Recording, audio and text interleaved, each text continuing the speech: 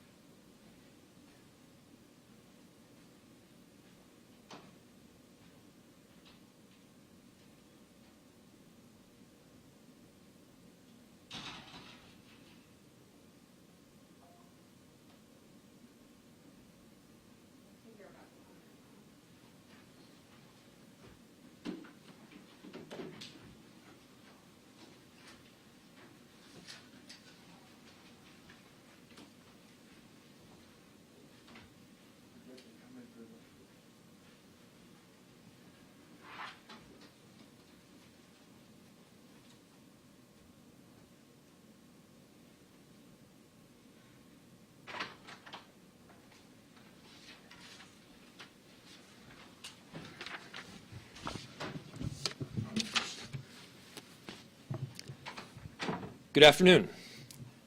We wanted to join with all of you here today to give you an update and briefing on some of the violent and criminal activity that we've seen in our city over the last several months. Let me be exceedingly clear. The violent and criminal conduct that we have seen in Minneapolis and surrounding cities throughout the last several months is garbage. Now, I could stand up here and tell you, and many will, that this is a national trend, that every single major city in the entire country is seeing an uptick in violent crime, in shootings, carjackings, home invasions, and that's true. But who cares? You live in this city. I live in this city, and we are responsible to making sure that we are doing everything possible to preventing this kind of violent and criminal conduct and holding perpetrators accountable and working on every single possible upstream solution that we can. We need to be working towards upstream solutions. We need to be providing a compassionate and empathetic response. We owe that same level of detail and concern for those victims of some of these crimes. This is absolutely unacceptable, what we have seen. You know, safety, it is also foundational to every one of the major goals that we have in this city, from inclusive economic recovery to stable and affordable housing to job security, to making sure that our city bounces back as we move through this pandemic. All of these things require a foundational element of safety. And the Minneapolis Police Department is working very hard right now to boost enforcement operations, to make sure that they're dedicating the necessary and limited resources that they have to have a comprehensive and multifaceted approach to some of the crime trends that we're seeing. And I've been meeting with Deputy Chief Huffman here, who will be our interim chief very shortly, on a near daily basis, and you'll hear from her shortly about the work that is already underway. But she is directing this increased enforcement to areas that need it most. We're making sure to focus a lot of the enforcement mechanisms that we have in the areas, for instance, where cars are being dumped after a carjacking. We're using data and some of the investigative resources, as well as multi-jurisdictional partnerships, to make sure that we are both holding perpetrators accountable, but also preventing crimes before they happen. And of course, and you've heard about this, we have had some really significant attrition over the last year and a half, which requires additional recruiting efforts over the next year and, in fact, several years. You've heard us say that we have 5 additional recruiting classes that will be coming online this year. We had our first class sworn in just a few weeks ago, towards the end of 2021. The next class is set to start their training in February. They will then get sworn in June. The class after that will start the training in May. Will get sworn in September. The class after that will start their training somewhere in the range of August and then get sworn in early 2023. So recruitment efforts are underway, but we need to do even more. We're anticipating somewhere around 25 officers in at least the first couple of classes that I just mentioned. There is a national shortage of applications of people to become police officers. And so we need to be doing everything possible right now to boost our recruitment efforts to make sure that the best, brightest, most talented, and community-oriented people are signing up to become a police officer in Minneapolis. We want to make sure that if you care deeply about your community, if you want to be the change in the Minneapolis Police Department, we're asking you to sign up and apply. You can be that change in our department. You can be part of this transformation that pushes towards, yes, more accountability, but also deeper connections between officers and the communities that they are charged with protecting and serving. That is an effort that needs to happen right now in Minneapolis. In fact, this is a campaign that needs to happen statewide to ensure that we have the necessary pool of officers that are in fact applying, and we can get the best and most talented individuals.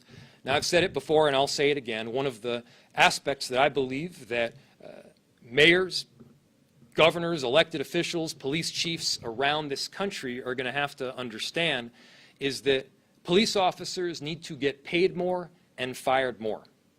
They need to get paid more so that we are incentivizing the best, most talented, community-oriented officers to sign up for what, yes, is a very, very hard job.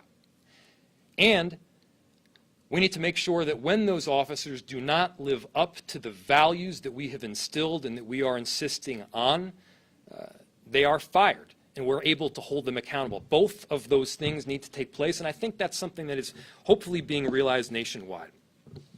And so we've got these recruiting classes, of course, that are coming on board, but we need to, in fact, make sure that they are filled. It doesn't do any good to have 5 recruiting classes that don't have the necessary recruits going through them. And so I'm calling on everyone right now to be the change.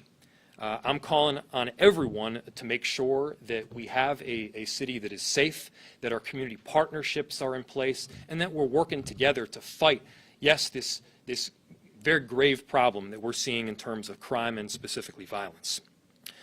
We're also building our bench through our Community Service Officer program. This is the program, as you may remember, that was cut by the council last year, or a year and a half ago. And then I added back into my budget. This is one of the best ways to get people that don't necessarily have the background or expertise yet want to do the job into the police department. This is a way to build the bench. This is a way to bring new officers in. And by the way, just yesterday, we opened the most recent Community Service Officer application program. So again, if you're thinking, hey, I want to be part of the change, I care deeply about my community, but I'm not sure if I have the necessary experience, we'll help you. We'll train you in. You already have those community connections. We want to give you the necessary skill and expertise so that you can help keep people safe in our city. We're also working collaboratively with a number of different community partners to provide and continue providing what is a compassionate diversion program because public safety cannot be a police-only issue, and there is not a police-only solution. We need safety beyond policing. We need an integrated approach, which we are, in fact, rolling out right now as we speak. This work is complex. It's going to take time, and it's going to especially take time to do this right, to make sure that the different aspects of safety are working together, to make sure that we have an integrated approach, and to make sure that our 911 dispatch system is able to direct calls to the specific level of expertise and area that is most apt to handling the specific circumstances that are happening on the ground. Like I said at the very beginning, Minneapolis is not alone in seeing this jump in violent crime, but what I'm telling you here today is it doesn't matter. We live in Minneapolis. We love Minneapolis. We're responsible here in Minneapolis, and we're going to be doing everything possible to make sure that Minneapolis, working with our other surrounding partnerships and jurisdictions, that we're keeping people safe. So with that, I want to make sure that I'm turning it over to our Deputy Chief and soon-to-be Interim Chief, Amelia Huffman.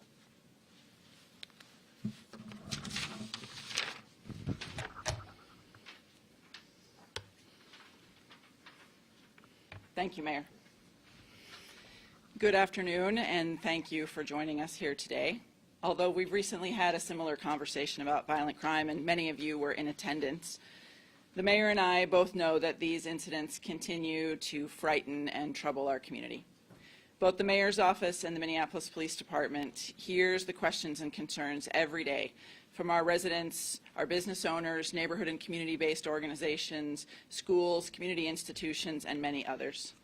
It's clear that violent crime and the fear of violent crime is hurting our city. In fact, it's hurting our entire metro area. We're deeply interdependent across our neighborhoods in this city, and in fact across the cities in the metro area, and our partnerships must reflect that interconnectedness.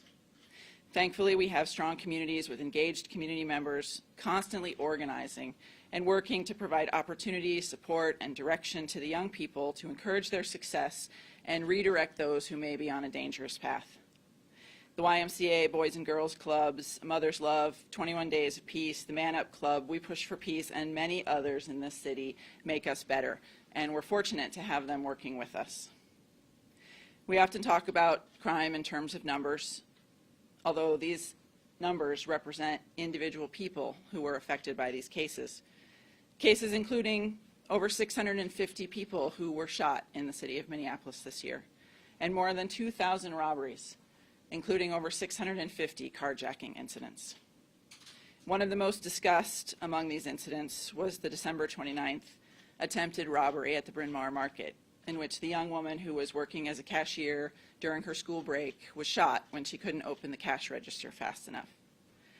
While we're all grateful that she's recovering from her injuries and she's expected to recover, she will carry those scars, both physical and emotional, for the rest of her life. When we in the police department are asked what we're doing about these crimes, we often talk about high visibility patrol, making extra investments in robbery suppression cars, making sure that officers are visible to deter these incidents, available to apprehend offenders. That's all important, and each precinct is continuing to do that work. But much of the work that we do to disrupt these crimes is reflected in the details that have been made public about that Bryn Mawr shooting and robbery investigation. MPD officers are working to identify and apprehend offenders, as we know that many of these incidents are committed by a small group of people who are highly mobile and involved in multiple incidents. You can see that our partners are stepping up to add extra resources. Hennepin County Attorney's Office is devoting extra prosecutors. We've seen the charges that have been released in recent incidents, and we're grateful for that added support. Our folks are working to collect evidence and information, and much of that comes from the community as an incredibly key in solving these cases and disrupting these patterns. Video evidence from businesses like the Bryn Mawr Market is very significant, as well as the video that we collect from home security cameras, which can identify suspects and vehicles that are used. Our officers who are on patrol are actively looking for those cars that have been taken in carjacking and used in these violent crimes, on patrol everywhere across the city. They're looking for suspects, they're canvassing for evidence, they're identifying potential people and places for our investigators to focus, and they're taking the enforcement actions that apprehend offenders, bring them into custody, and take guns off the street. Our investigators are collaborating across jurisdictions with analysts from both MPD and our partners at Hennepin County to identify patterns that connect people, places, and crimes. We're looking for opportunities to work across jurisdictions, as we know that crime does not stop at the Minneapolis border, and neither should the flow of information between agencies. Our professional staff who works in the crime lab is processing key physical evidence in these cases, the evidence that can identify unknown offenders and confirm information developed during investigations. And then the prosecutors, the judges, and probation supervision take over the work. This is work that is ongoing even today. Last evening, residents in northeast Minneapolis, experienced 2 more of these incidents, which have become all too common in 2020 and 2021. In 2 separate incidents, just after 10:30 p.m. last night, 2 women were followed home by a group of 3 young women. Both were confronted as they arrived near their homes. Both were physically assaulted, leaving them with injuries to their heads and faces. One had her car stolen in carjacking, and the other had her purse taken. The investigations, as I've described above, in these cases are ongoing today, and it's my hope that we'll be able to apprehend those offenders very shortly. Also last night, the officers who are working in the 4th Precinct responded to a report from community members about suspicious activity on 44th Avenue North. Community members were concerned about the possibility of violence due to an altercation that had already happened in that area. When officers arrived, they found 3 young men, one 17 years old, 2 15 years old, sitting in a vehicle. One had a handgun visible tucked between his legs as the officers approached the car. Ultimately, the officers took those 3 young men into custody and recovered a handgun from each, 3 9mm taken off the street, preventing the possibility of bloodshed on that block last night.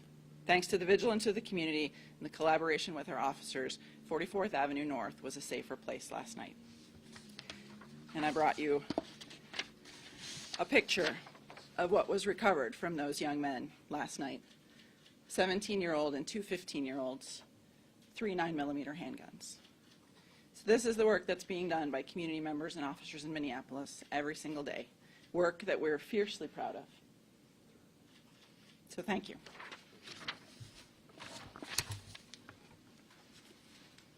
We'll open it to questions. Please. Could you just give a couple specifics about what's different now, this month, and within the last few weeks here, compared to, or what's being done differently compared to the last time that we had a news conference like this? Absolutely. Well, what we're providing today is 1, it's a regular update that we want to be providing throughout. 2, we continue to hone our strategic response based on what we're seeing on the ground and increase some of our interjurisdictional partnerships that we have. You know, nobody cares if they're getting robbed on the Minneapolis side or the Edina side or the Brooklyn Center, you name it.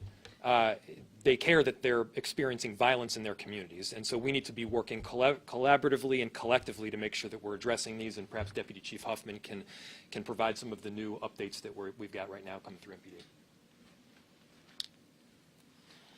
Sure, thank you. That's a really good question. You know, we're continually looking for ways to improve the services that we're providing, to focus on the crimes that are most troubling to the community. Certainly robberies and carjackings, along with gun crime this year, have topped the list of things that folks are concerned about with good reason. We're currently in the process of reshuffling our investigative resources to provide more investigative support for robbery and carjacking investigations. As the mayor discussed earlier, we have limited resources at this point. We talk most about that in terms of 911 response and whether folks are seeing squads on the street, but it's also true of our investigation staff. We have lost capacity due to attrition in every part of the Minneapolis Police Department. And so we're working very hard to make sure that we're using those limited resources in the most effective way, and also to target the crimes that are most troubling to the community. And certainly robbery and gun crime are two of those. With that Bryn Mawr shooting and robbery, the FBI responded to that, as well as they have to other violent incidents around the area. What exactly is their role? How often are they working with you guys, and what do they bring to the table that you can't do yourself? Sure. The question about the FBI responding to the Bryn Mawr market, I think, was of really an interest to a lot of people, and we received a lot of community questions about that as well. But the reality is that our officers have worked with the FBI consistently over the course of my whole career, much of which was spent in investigations. We collaborate regularly in federal investigations, including robbery investigations. Bank robbery investigations, of course, are some of the things that come most frequently to mind. But our folks collaborate with the FBI on a regular basis. They did respond to the Bryn Mawr market. They don't always have an ongoing role depending upon the circumstances in the specific case, but that is routine work. So St. Paul Police and Minneapolis firefighters have both said that you know, their ranks are depleted due to COVID. What are you all seeing within MPD right now? Mm-hmm.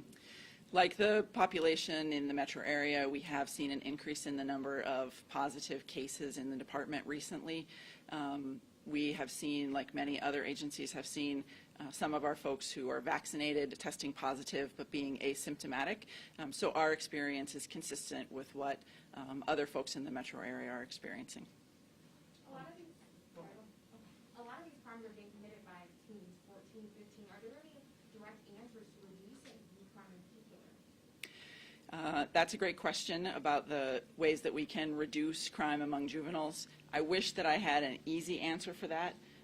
The answer really is all of the above when we talk about the upstream and the downstream that Mayor Frey refers to, right? We need significant involvement from community. Community is really the center of everything that we do at MPD, and you know, it's the key to being successful in our public safety efforts.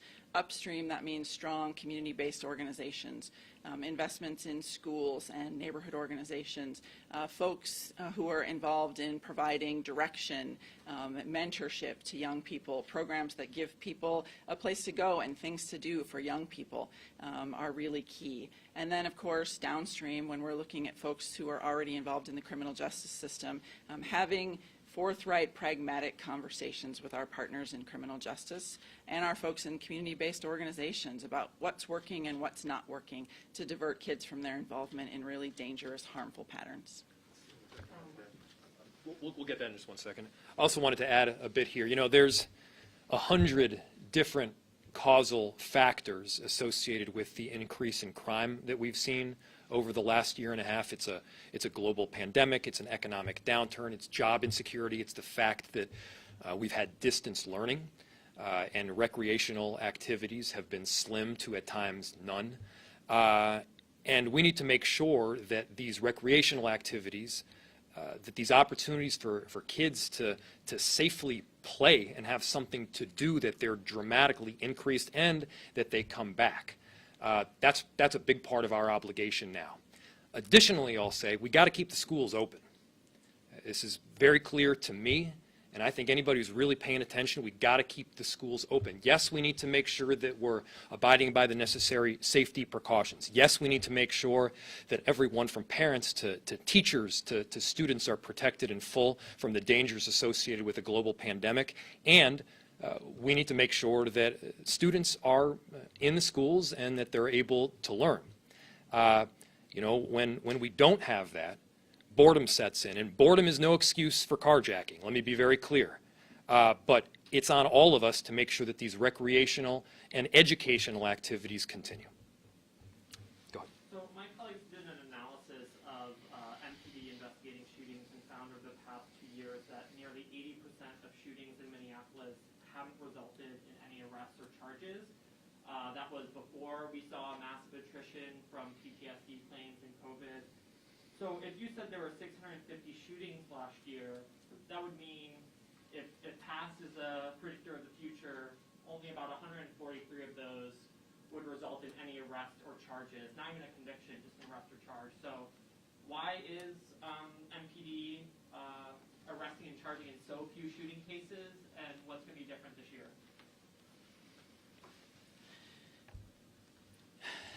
Shooting investigations and sometimes homicides, frankly, are some of our most challenging investigations. Many times in shooting investigations, there's a reluctance of people who have information to come forward. There's a desire among people who are involved in group violence to settle disputes among themselves, not through official systems of government. All of the conditions that the mayor was referencing certainly add to those pre-existing challenges, not just for the Minneapolis Police Department, but for every law enforcement agency. So one of the most important things that we do as a police department is look for ways to develop more community relationships, stronger community collaborations. Clearly that's been very challenged over the last few years. And one of the most important pieces of work that we have to do going forward is to work on rebuilding those relationships.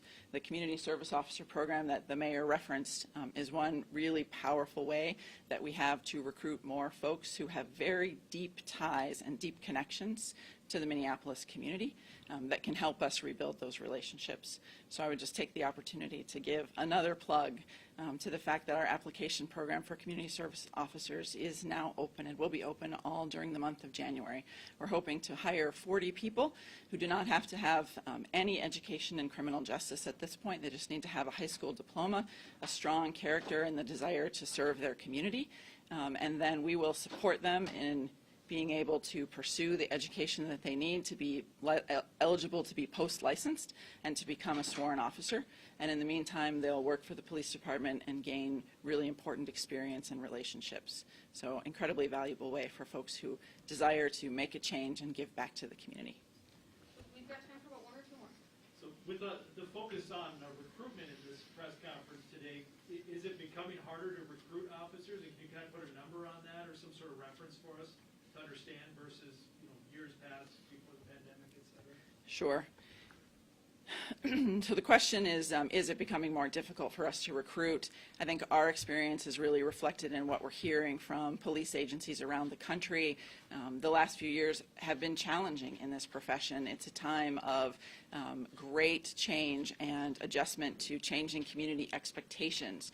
And so that has really stressed recruiting efforts, not just for the Minneapolis Police Department, but around the country. And so what we're seeing in numbers is really reflective of that. We're receiving 50% fewer applications than we have in past processes. And so that means that the size of our classes is smaller. And so we will have to redouble our efforts, particularly through our recruiting pathways that aren't necessarily the traditional recruiting for folks who have always known they wanted to go into law enforcement. They went to college, they went to a criminal justice or law enforcement program, then they went to skills, and they've achieved everything that they need to take the post tests and be post-license eligible, right? That population of folks is growing smaller, and every police department in the state of Minnesota is competing for that same group of recruits. So we're very fortunate that we have the community service officer pathway, which I had described. We also have a similar pathway, a cadet program that we will be hiring for in 2022, where folks who have a 2-year or 4-year degree in something non-law enforcement related can join the agency. We will provide all of the necessary supports for them to get the required evidence to be eligible to take their post-test and then join one of our recruit classes. So it's clear for us that the alternate pathways of community service officers and cadets, as well as lateral hiring, will be very important to us to rebuild the strength of the department. You both have talked about the importance of accountability for the people who are committing crime, but you also said that it's the same small group of people that are doing it for the most part. So, like, what is the disconnect there? I mean, do you guys, I guess, question for both of you, do you trust the justice system, and specifically the juvenile justice system, to not be a revolving door that's just kind of spitting kids back out onto the street? Yeah. So my goal is not to point fingers. My goal is to bring everyone to the table to do this work together. I trust the intentions of every part of this criminal justice system are exactly the same. We want to build a safer community for everyone in Minneapolis and in Hennepin County to live in. We want our young people to be successful. We want folks who have been involved in the justice system to be able to be rehabilitated and to rejoin the community to have a safe and productive life, right? All of our intentions are good. We all want the same outcomes, and we'll work together to find the pathway to get there. But it's got to be frustrating for you if you're arresting the same people over and over. It can be very frustrating. You said police officers should be paid more and fired more. Do you have an update on union negotiations? They've been stalled for quite some time now, but that sounds like something you have to be negotiating with them. Yeah, I can't discuss the specifics of any union contract negotiations. That being said, the statement that I said stands, and I think incentivization and accountability have to both be two important components of the equation, and that's something that we will be pushing for on both ends. How do you pay for more to raise wages? I mean, and you look at PTSD claims are already a significant drain on the budget. I think over $100 million for the next few years. So, Yeah, it's major. What's the state of the insurance, reinsurance program, and yeah, how are you going to pay for it?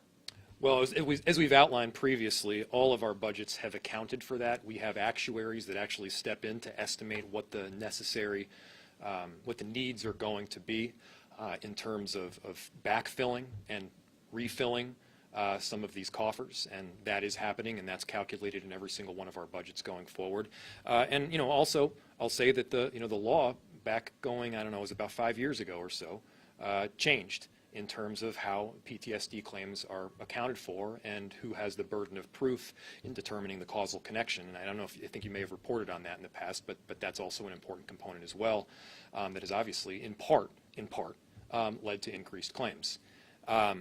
That's one component, and we have an obligation to ensure that we have an adequately staffed police department that is integrated and that is working comprehensively with other forms of safety beyond policing strategies, and that's what we're working heavily on over these next several months. And we've talked about sort of the recruiting efforts. I want to tell you that's not the only part of the work that's happening. We've got these multi-jurisdictional partnerships that are in place and that are being furthered as we speak. In fact, I've got a meeting on it tomorrow with neighboring jurisdiction. We got another meeting that's coming up, I believe, on Monday, immediately following my inauguration.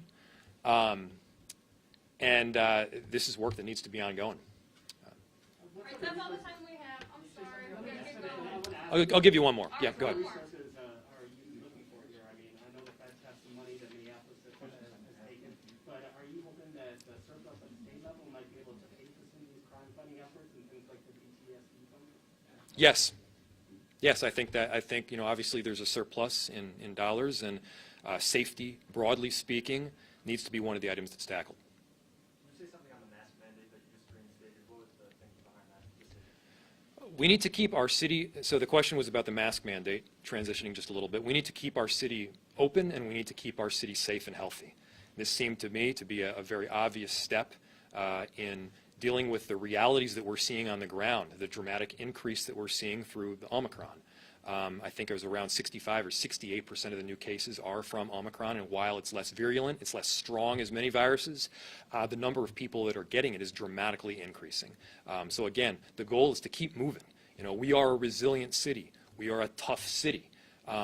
And at the same time, we need to make sure that we're protecting our neighbors from getting sick and potentially dying.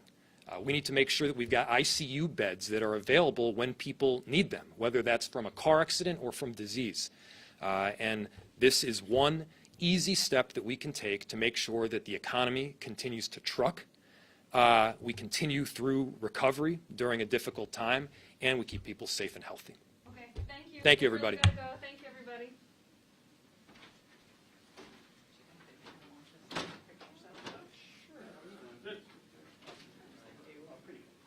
Yeah, I know. Trying to make it through this month, and the spike is on the way down.